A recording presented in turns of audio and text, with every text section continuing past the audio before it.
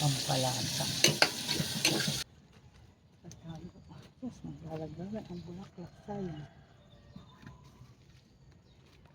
Naglalaglagan. Ay, ang aking mga sili.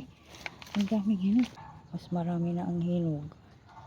Aking napitas na sigarilyas. Dalitan ito lutuin. Gawa ng ito ay bata pa.